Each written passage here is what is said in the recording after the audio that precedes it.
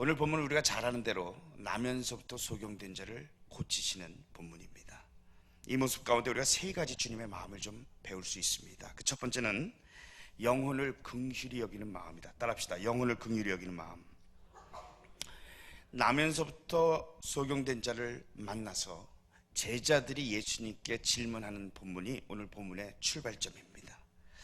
여러분, 근데 사람이 어떤 질문을 가지고 있는지를 보면 그 사람의 수준, 그 사람의 관심사, 이걸 잘 알 수가 있습니다. 사람은 늘 관심 있는 걸 묻고 딱 수준대로 묻기 때문에 그렇습니다. 초등학생은 초등학생에 맞는 질문을 합니다.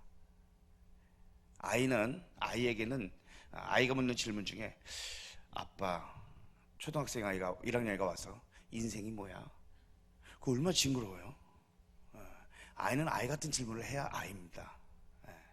대학생이 와서 대학생에게 묻는 질문이 엄마가 좋아, 아빠가 좋아? 대학생한테 그런 질문 하는 거 아닙니다. 다 수준에 맞게 질문을 하게 되어 있습니다. 저기 이제 청년들하고 한번 수련회를 가서, 제가 청년들이 수련회 갈 때는 늘 제가 이제 주강사로 애들하고 함께 가는데, 청년들에게 그렇게 물었어요. 매번 갈 때마다 주제를 제가 정하는 게 아니라 청년들이 의논해서 정하게 합니다. 어떤 주제의 말씀을 듣고 싶은지. 그래서 주제를 정하라고 그래요. 이번에 가면서 주제 정하라고 그랬더니 그리스도인의 바른 이성교제. 늘 관심사가 그거거든요. 그러니까 지를 듣고 싶은 이야기는 그런 이야기입니다. 관심이 어디에 있느냐, 그 사람의 수준이 어떠냐, 질문을 보면 정확하게 나옵니다. 오늘 본문에 등장하는 제자들이 예수님께 물었던 질문을 딱 보면 제자들의 수준을 알 수 있는 거예요. 이게 뭐라고 얘기하냐면, 이 죄 때문인 것 같은데 이 사람이 소경된 게 부모의 죄 때문입니까? 본인의 죄 때문입니까?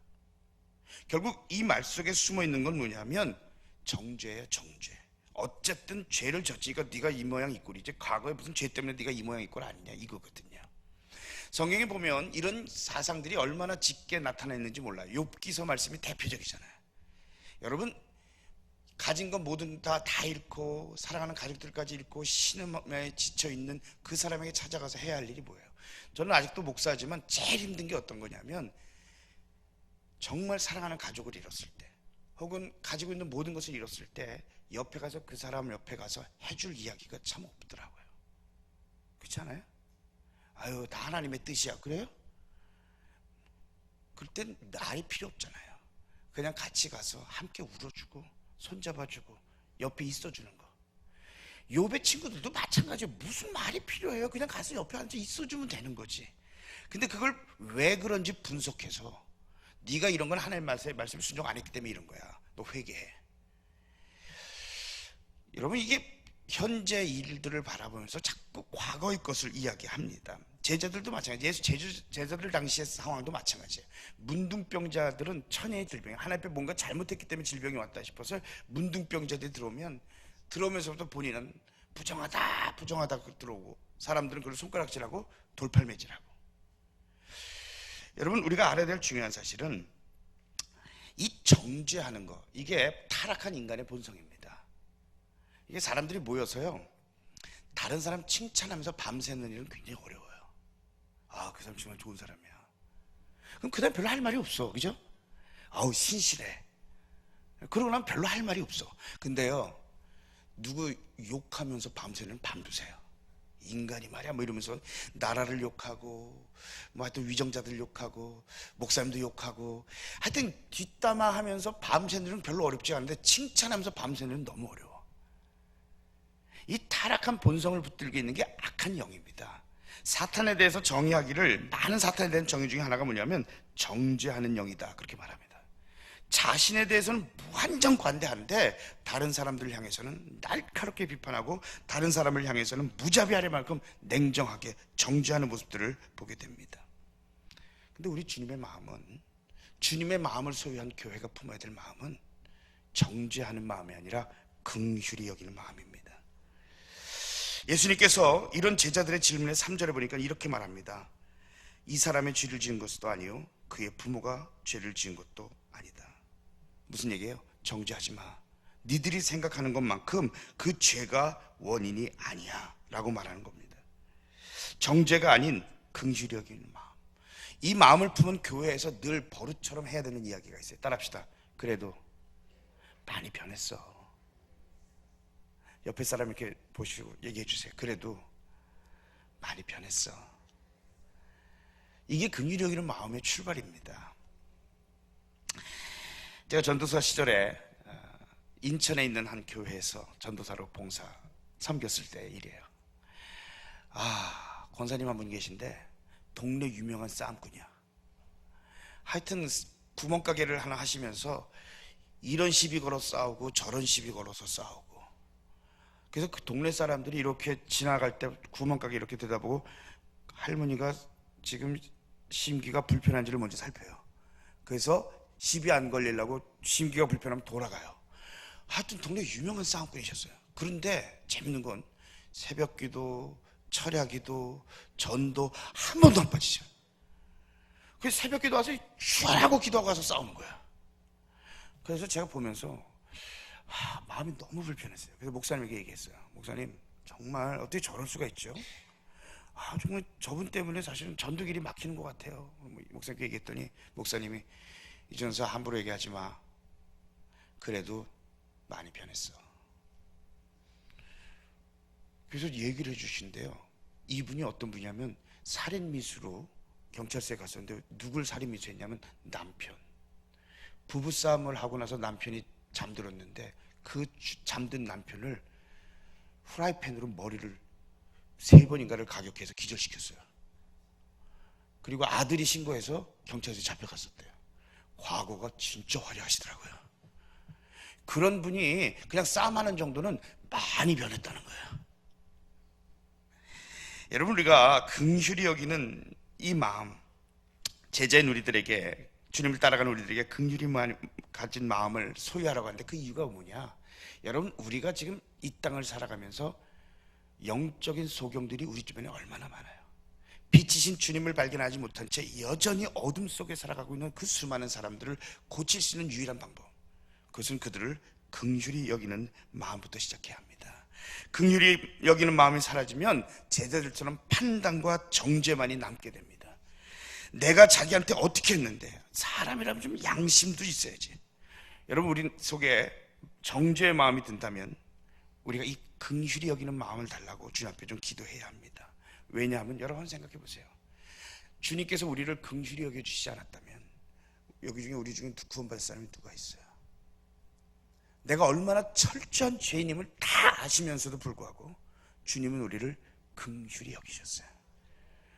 그 주님의 긍휼히 여기심 때문에 구원받은 우리들이 하나님이 소원하는 교회를 이루고 주변의 수많은 영적인 소경들을 구원해내는 사역들을 감당하기 위해 우리에게 필요한 게 뭐냐면 긍휼히 여긴 마음이에요.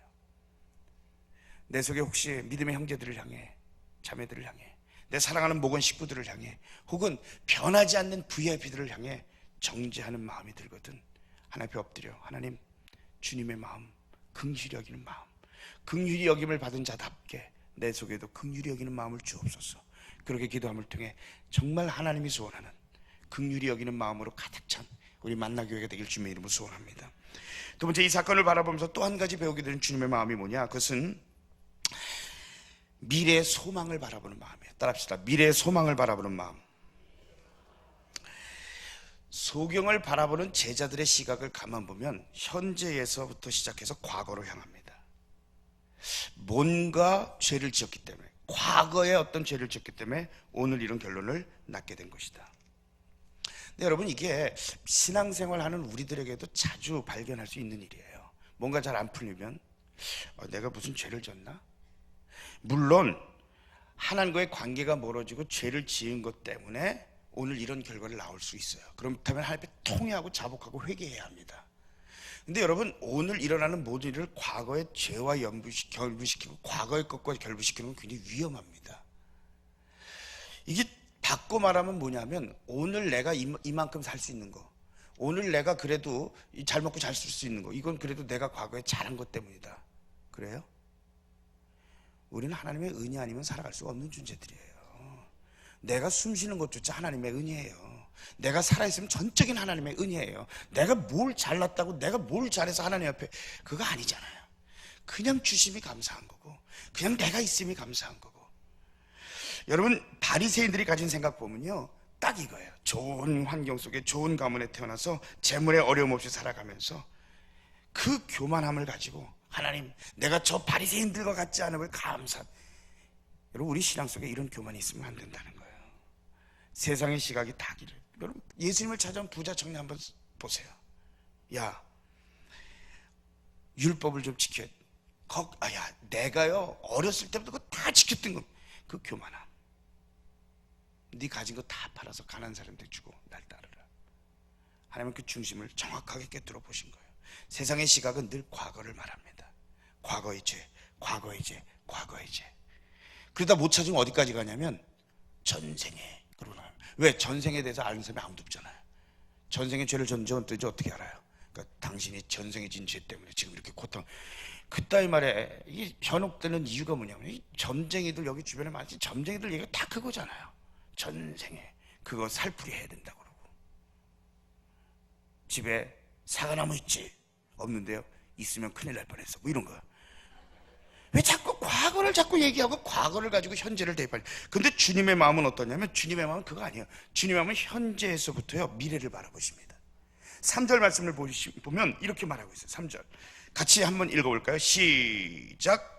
예수께서 대답하셨다. 이 사람이 죄를 지은 것도 아니요 그의 부모가 죄를 지은 것도 아니다. 하나님께서 하시는 일들을 그에게서 드러내시려는 것이다. 하나님께서 지금 현재 속에서 앞으로 그의 눈에 밝히 보여서 하나님의 영광을 드러낼 것을 미리 말씀하신 거예요. 그렇기 때문에 주님의 시선은 현재에서 미래를 향하고 있다는 거예요.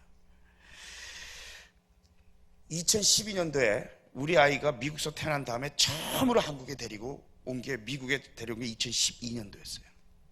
당시 아이가 고등학교 2학년이었는데요. 한국에 처음 와서 얘가 너무 좋은 거야. 한국말도 하여튼 떠듬떠듬 하는 아이인데 뭐가 그렇게 좋니? 그냥 아빠 닮아서 먹는 걸 너무 좋아하거든. 그냥 오만 개 맛도 천재 깔린 게 먹는 것마다 맛없는 게 하나도 없다는 거예요. 얘가 먹어본 것 중에 제일 맛있는 게 뭐냐면 길에서 파는 핫도그. 그 이렇게 설탕 이렇게 묻혀가지고 소사지 요만한 거 하나 들고 밀가루만 잔뜩 있는 거 있잖아요.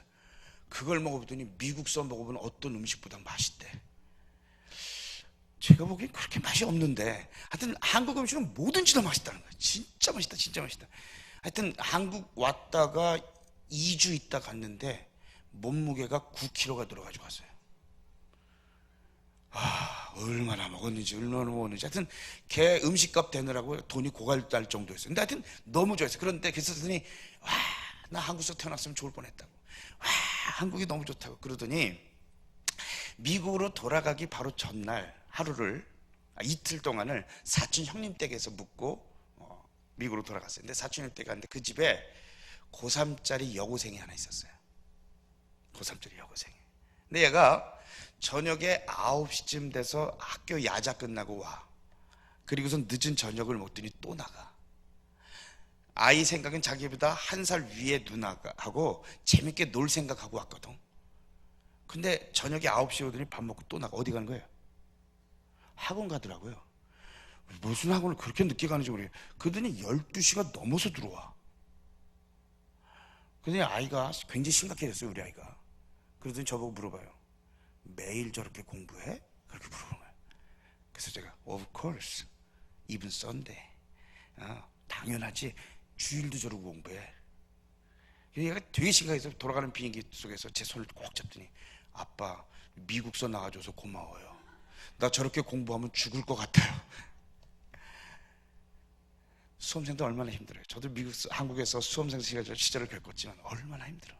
어떤 인간이 만들어낸 말인지 사당오락. 무슨 얘기인지 아시죠? 4시간 자면 떨어지고 5시간 자면 떨어지고 4시간 자면 붙는다.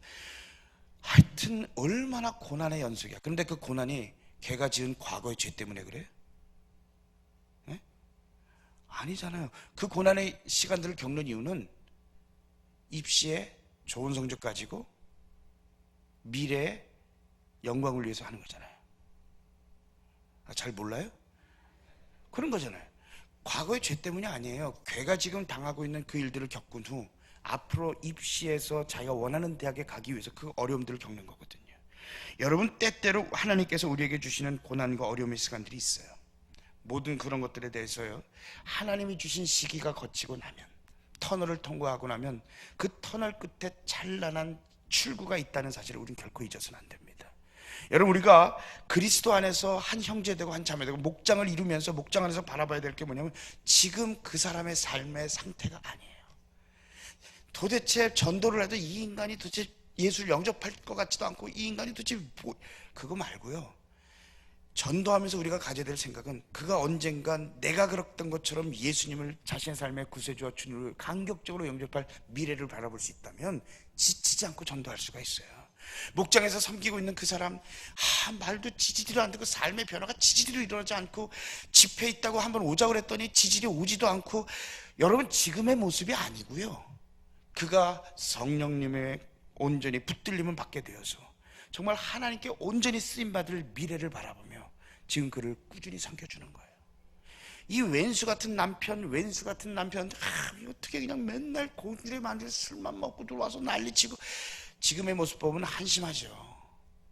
그거 말고요, 하나님이 그를 만지셔서, 하나님이 그를 고치셔서 하나님의 귀하게 쓰여질 미래를 바라볼 수 있는 마음, 이게 주님의 마음이에요. 지금 만나 교회 속에서 좀 목사님 얘기를 들으면서 교회가 예전보다 숫자도 많이 줄고 어려움도 있고 뭐 그랬다는 이야기를 많이 들었어요. 지금의 모습 보고 좌절한다면 우리는 아무것도 아니잖아요. 그러나 우리가 아는 것은 하나님이 주신 정말 주님이 기뻐하시는 교회가 무엇인지 발견했잖아요. 그럼 현재에서 우리가 바라봐야 될 게 뭐냐면 미래에 하나님 주실 축복 아니냐고요, 미래에 주실 하나님의 은혜의 시간들 아니냐고요. 우리가 그걸 바라보며 달려갈 때 지치지 않을 수가 있어요. 왜 오늘 현재의 상황들, 현재 모습 때문에 지치고 힘들고 섬겨도 안 돼, 해도 안 돼, 전도해도 안 돼? 왜? 오늘 현재의 모습, 과거를 바라보는 현재의 모습 속에서 지치고 피곤하지 말고요, 하나님이 주실 미래의 모습, 하나님이 주실 미래의 영광, 그 일들을 바라보며 전진하며 나갈 수 있는 교회가 되길 주님의 이름으로 소원합니다. 주님의 마음, 우리가 품어야 될 주님의 마음은 긍휼히 여기는 마음, 우리가 품어야 될 주님의 마음은 미래를 바라보고 미래의 소망을 바라볼 수 있는 마음. 이제 마지막 세 번째는 순종하는 마음입니다. 따라합시다. 순종하는 마음. 예수님의 마음을 한마디로 표현한다면 순종입니다. 삼위일체 하나님, 공동체의 하나님이세요. 삼위일체 하나님. 이게 사실은 그냥 하나님은 한 분이셔. 그러면 되게 쉬운데 삼위일체 말로 설명하기도 어렵고 이해하기도 힘들어. 셋인데 하나래. 이게 참 어려운 얘기예요. 그럼에도 불구하고 삼위일체 하나님을 우리 가운데 존재하시는 그것, 그 중에 성자 하나님, 이 성자 하나님은 그분의 아이콘은 순종입니다. 한번 생각해 보세요. 인류를 구원하기 위해서 성부, 성자, 성령 하나님이 한 분을 세상에 보내셔야 하는데 성자 하나님을 보내셨어요. 가서 인류를 구원할, 십자가를 지고 인류를 구원하라. 만약 예수님이 왜 나보고 가래? 왜 나만 가래? 그랬다면 우리 구원받을 수 있었겠냐고요. 순종의 마음으로 이 땅에 인간의 몸을 입고 오신 주님, 빌립보서 말씀 뭐라고 말하냐면 십자가에 죽기까지 순종하셨다, 그렇게 말합니다. 그래서 예수님은 순종해요. 그렇기 때문에 주님을 따르는 분들에게 나타나야 되는 가장 중요한 삶의 모습은 뭐예요? 순종이에요. 왜? 우리가 따르는 분이 순종의 아이콘이니까. 그분을 닮은 성도들이라면 순종의 모습. 신앙은 제일 좋은 것 같은데 가만 보면 교만. 그게 주님의 제자의 모습은 아니라는 거예요. 예수님이 순종인데 그 예수님의 제자로 예수님을 따라가는 주님의 자녀들이라면 우리의 모습 속에 나타나야 되는 것은 당연히 순종이다 하는 거예요. 오늘 본문에 등장하는 이 소경의 모습을 보고 있으면 이게 진짜 순종의 아이콘입니다. 이게 공침받을 수 있었던 그 힘의 원동력은 순종이었어요. 여러분, 예수님 한번 생각해 봅시다. 예수님이 어떤 분이세요? 보리떡 5개와 물고기 2마리를 가지고 5,000명도 먹이시는 게 주님이시잖아요. 폭풍우를 말 한마디로 잠잠할 수 있게 하시는 분이 예수님이잖아요. 믿습니까? 잘 안 믿어져요? 믿잖아요. 죽은 자도 말 한마디로 일으키시는 분이 예수님이잖아요. 그러면 한번 물어봅시다. 나면서부터 소경이었던 이 소경을 말 한마디로 고칠 수 있어요, 없어요? 있어요, 없어요? 있어요. 그런데 예수님이 고치는 방법 보면 아우, 나 같으면 안 할 것 같아. 여러분, 우리가 어쩌다 이렇게 해다 그래서 침 묻으면 혹시 다른 사람 볼까 봐 이렇게 주머니에 넣어서 이렇게 비비잖아요. 아닌 척하고. 저만 그러나요? 아니, 손에 침 묻는 거 좋은 사람이 어디 있어요? 그런데 예수님이 땅에다 침을 뱉으세요. 그리고 그 침으로 진액을 이겨가지고 눈에 발라서 실로암 가에서 왜 이렇게 구차하게 힘든 방법들을 주님께서 사용하시냐고요. 그냥 말 한마디로 고침을 받을지어다. 그럼 고쳐질 거 아니에요. 근데 왜 그렇게 하셨냐고요. 여러분, 예수님은 소경의 순종을 보기 원하셨어요. 하나님의 기적은 순종에서 일어납니다. 하나님의 역사는 순종에서부터 시작됩니다. 그 순종을 보기 원하셨다는, 이 소경을 보고 있으면요, 진짜 이 사람의 모습은 진짜 순종의 정말 아이콘입니다. 여러분, 예수님 당시의 문헌들을 살펴보면 침을 눈에 바르는 게 뭐 색다른 방법이 아니었어요. 당시 문헌들을 살펴보면 옛날에는 안약 같은 게 없었던 시절이에요. 안과라는 게 어디 있어요, 병원이. 그러니까 당시의 치료법 중에 하나가 뭐냐면, 치료의 역사를 일으키는다는 좋은 선지자가 있으면 가서 그 사람 침 이렇게 바르기도 하고요. 지금 예수님이 하셨던 것처럼 흙을 침에 개서 이렇게 바르기도 하고요. 그 용하다는 사람의 침을 통한 치료법, 이런 것들이 굉장히 많았다는 거예요. 그 이야기를 이렇게 읽으면서 제가 그런 생각을 했어요. 아니, 나면서부터 소경되었던 사람, 부모도 그렇고 본인도 그렇고, 그거 얼마나 고치고 싶었겠어요. 그럼 용하다는 사람, 이 사람 저 사람 다니면서 이 사람 침 저 사람 침 얼마나 많은 침을 발라봤을까. 예수님이 똑같은 방법으로 고치려고 했을 때 마음속에 그거 안 해봤는 줄 알아요? 그것밖에 없어요? 라는 마음이 왜 없었을까? 여러분, 순종이 뭔지 아세요? 내 경험, 내 판단, 내 생각을 내려놓는 것에부터 순종이 시작됩니다. 전적으로 하나님이 뭘 원하시는지를 구별하는 데서부터 순종이 시작됩니다. 베드로도 마찬가지예요. 여러분, 어부였던 베드로는 낚시에 관한 한, 물고기 잡는 거에 관한 한 타의 추정을 불허하는 전문가잖아요. 밤이 맞도록, 새벽이 오도록 물고기 한 마리도 못 잡았을 때 예수님 만나서 이 낚시에 대해서는 문외한이었던 예수님이 뭐라 그러냐면, 깊은 데 가서 그물을 던지라. 자기 경험과 자기 판단이라면 이거 따를 수 없잖아요. 근데 베드로가 그 모든 것을 다 내려놓고 말씀에 순종했을 때 물고기를 잡는 기적과 역사를 일으키는 거. 순종은 하나님의 기적을 가져옵니다. 순종은 하나님의 역사를 가져옵니다. 근데 그 순종이 뭐냐? 내 생각, 내 판단, 내 경험, 이거 내려놓는 것에서부터 시작된다는 거예요. 이 소경은 그 모든 것들을 내려놨어요. 그리고는 예수님께서 눈에 침을 흙에 개서 흙을 바르신 후에 그냥 고치신 것이 아니라 어디 가서 씻쳐라? 어디 가서 씻쳐라? 새벽이라 조금 졸리시더라도, 그래서 새벽엔 제가 묻는 말이 많아요. 왜냐하면 졸고 있구나 싶으면 자주 물어요. 그러니까 대답을 잘 하셔야 돼요. 어디 가서 씻쳐라? 실로암 가서 씻쳐라. 그런데 제가요, 한 3년, 4년 됐군요. 4년 전에 이스라엘을 좀 이렇게 여행할 일이 있었어요. 성지순례를 했는데, 제가 이 실로암이라는 곳에 가보고 깜짝 놀랐어요. 저는 이렇게 본문만 말씀을 보면서 실로암가가 이렇게 평지에 가서 평지에 있는 어떤 샘이려니 생각을 했어요. 아니에요. 실로암 물가에 가려면 두로베온이라고 하는 골짜기를 내려가야 돼요. 근데 그 골짜기가 이 정상적인 사람도 내려가기가 험한 골짜기예요. 여러분, 이게 무슨 얘기입니까? 소경이 그 비탈길을 내려가면서 얼마나 뒹굴고 얼마나 찢기고 얼마나 다쳤을까. 중간에 포기하고 싶은 마음이 얼마나 컸을까. 근데 포기하지 않아요. 실로암에 다다를 때까지 절대로 포기하지 않아요. 순종이 뭔지 아세요? 처음에만 잘하고 용두삼이 되는 게 순종이 아니고, 순종이란, 따라합시다. 순종이란 끝까지 가는 거다. 그게 순종이에요. 순종이 뭐냐? 자기의 경험과 자기의 판단과 자기의 모든 것들을 내려놓고 출발해서 끝까지 가는 거. 그게 순종이에요. 하나님 앞에 헌신하기로 작정했으면, 하나님이 기뻐하시는 일에 자신의 삶을 드리기로 작정했다면, 우리에게 필요한 게 뭐냐면 끝까지 가는 순종이에요. 때로는 우리가 넘어질 수 있어요. 때로는 우리가 돌에 채일 수가 있어요. 때로는 가지에 몸이 찢길 수가 있어요. 예, 그럴 수 있어요. 그런데 순종이 기적을 일으키는 걸 알기에, 순종이 하나님의 역사를 일으키는 것을 알기에, 우리에게 필요한 것은 끝까지 가는 순종이에요. 실로암가에 다다를 때까지 절대 포기하지 않고, 넘어져도 일어나고 찢겨도 자신의 몸을 비벼가면서 끝까지 실로암가에 다다를 때까지 하는 그 순종. 만남교회 사랑하는 성도들에게 주님이 기뻐하신 이 순종의 모습이 있길 주님의 이름으로 소원합니다. 오늘 7절 말씀을 보니까 순종에 대한 이야기를 하면서 이렇게 말합니다. 그에게 실로암 못으로 가서 씻으라고 말씀하셨다. 실로암은 번역하면 보냄을 받았다는 뜻이다. 그 눈먼 사람이 가서 씻고 눈이 밝아져서 돌아왔다. 제가 이 말씀을 보면서 이 씻고 눈이 밝아졌다라는 말을 그냥 샘물가에 가서 이렇게 눈을 씻은 건 줄 알았어요. 근데 헬라어 원어를 보니까 이 씻었다는 말은 에니프사토라는 단어를 사용합니다. 근데 그 단어는 뭐냐면요, 물로 뛰어 들어간 거예요. 목욕했다라는 뜻이에요.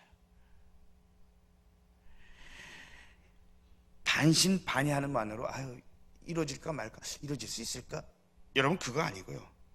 실로암 물을 만났을 때에 모든 것 다 내려놓고 그 물의 기쁨으로 완전하게 뛰어드는 것을 가리켜 순종이라고 말합니다.